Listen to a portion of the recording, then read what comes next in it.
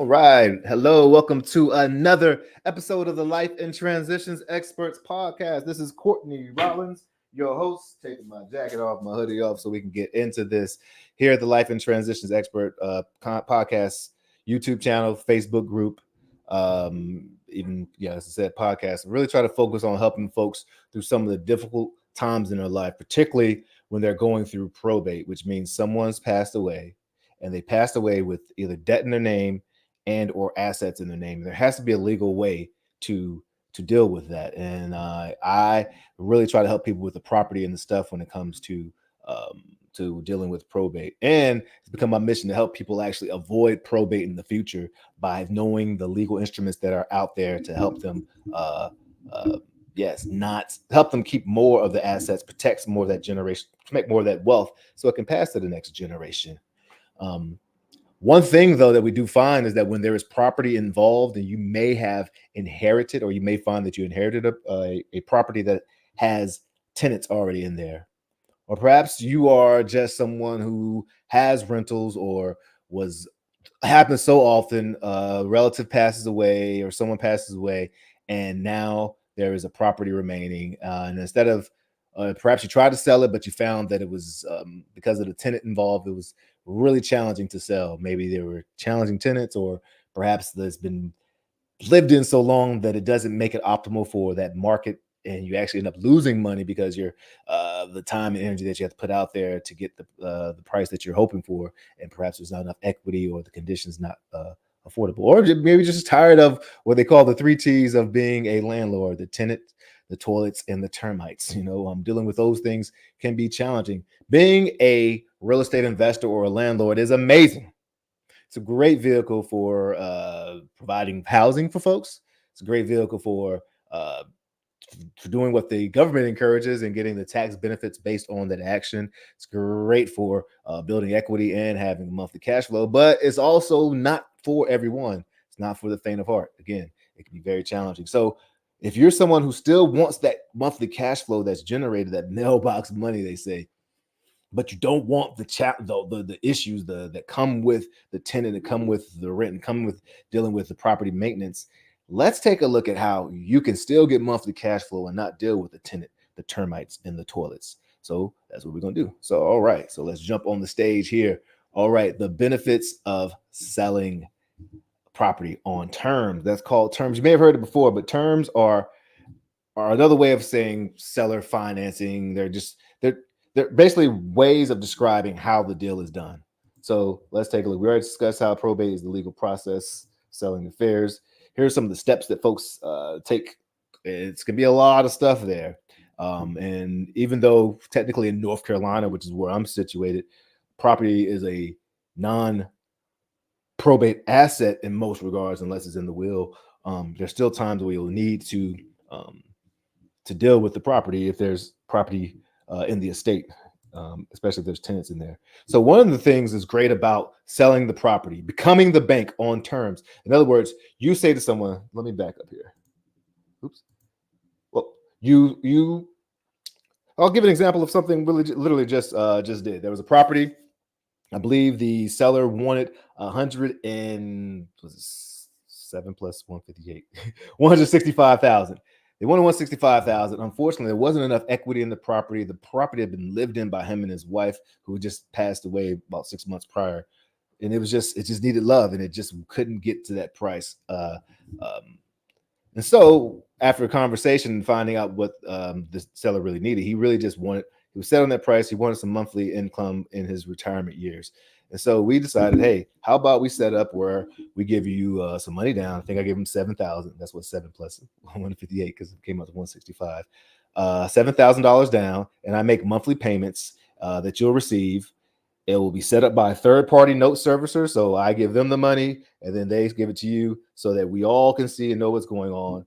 If for whatever reason I hit by a bus or I don't end up paying, this loan, which you technically just gave me, is secured by the property. So with that third-party note servicer, you can foreclose and take the property back with all the equity that has just been built in from the months of me paying. But of course, if you're working with someone you expect to work with someone you trust, who can show that they demonstrate that they can actually get the job done And so that shouldn't be an issue. But that's just to say that there are things in place to protect you, and that third party protects me or a buyer, because we know that that money is actually being accounted for going down on the principal. So it was awesome. He was able to get he's going to get the lump sum that he wants, that's locked in. I was able to enter at a very low price that allows me to still do what I need to do and add value to the property, make it so somebody could live in, and I'm able to actualize profit as well. And someone's living there, so it's pretty awesome thing. So seller financing, owner financing, it's all these different creative words, terms, all this stuff are really ways of saying, hey, we're going to make sure we get the job done. And one great thing about it is, number one, it increases the market reach. You actually, when you're selling on a more traditional side, banks are going to want people to qualify, which makes sense. They're going to want certain criteria and steps that it can be a long, arduous step right there. So it could take a while. But if you're selling to someone who doesn't necessarily have the criteria that the banks are looking for, and trust me, the banks are looking for outdated criteria. I can walk in, show that I'm self-employed, that I'm generating $250,000 a year, and I will not be considered strong as compared to that person who has a W-2 making maybe $40K a year. For whatever reason, the banks and the way lenders are set up in traditional ways, they want to see that W-2 income, even though someone who's self-employed might be able to show and demonstrate they're making a lot more money. That's for another issue. But regardless, that narrows the buyer pool. But if you do seller financing terms, it broadens the buyer pool, if that makes sense. Another thing is, because of the tedious time of someone qualifying for a loan, it takes time. When you sell on seller finance, it's the faster close. You can have the close. I mean, I wouldn't recommend this, but you can close on the tabletop if you have all the right documents there. But of course, you definitely want to have an attorney process or a licensed closing company, title company close. But so awesome, because it can happen literally just like that. So it doesn't require all the steps. Process is beautiful for that reason right there alone is awesome. Speed, time. And you receive a steady stream of income, just like Wells Fargo, Bank of America, all these places that give mortgages. You are the bank. And when you were the landlord and that toilet broke, uh, I wonder what would happen if you called Wells Fargo or wherever your loan was and said, hey, remember that property that you lent me funds on? Well, the toilet broke. I don't think you're going to get a call. I don't think there's even a number that you could dial for that. And just like that, you are the bank. So it's the responsibility of the person who owns the property to make sure it's maintained and kept. And even in your agreement, you can ensure that they have to keep it to a certain standard. Especially, well, that's great, because if in a rare situation you do have to take the property back, at least you'll have it set up, or at least the terms are there to make sure that that you've uh, that's what the expectation is. But it's great. You get that steady income without having to be the landlord. You also, this is another cool thing. Where'd my browser go? You get to lock in a higher selling price, because the buyer is really entering at a lower price point because of the down payment or whatever structure set up. It's great for them, but it's also great for you, because you have locked in down the road that higher price point, that price that you wanted. And so that is amazing. That's awesome. So I can actually offer more as a buyer who understands terms than someone who's just coming in as a as cash buyer. What do you say? If you only have a hammer in your toolbox, every single problem or issue looks like a nail. When actually, no. When you know what I'm trying to say, when you have more tools in your toolbox, only thing you're going to pull out is that hammer to beat on that nail. When sometimes you might need some other finagling and other tools. And I beat the heck out of that metaphor analogy. So we're going to move on to flexible terms. This is also a great thing. In my world, this is called creative financing. Creative.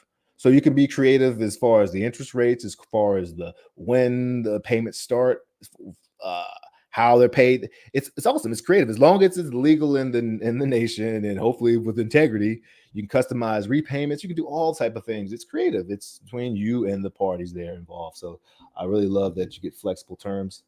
And it's going the other direction. Oh, the tax benefits. Of course, I am not a financial advisor or a CPA, and I'm not trying to play one on my YouTube channel. But the tax benefits, when you sell a property, quite often Uncle Sam is going to ask that there's that capital gains tax. So if I sell a 100K property, sometimes capital gains can be 25 to 30, even higher, depending on, uh, I mean, the timing, the tax laws at the time and all, but it's pretty high.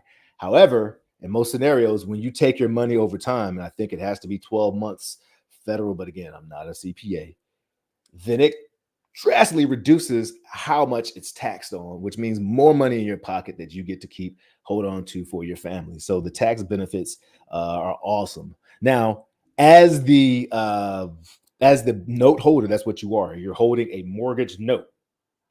You're no longer the landlord, so you don't receive some of the tax benefits people use for real estate, as far as like depreciation and things of that nature.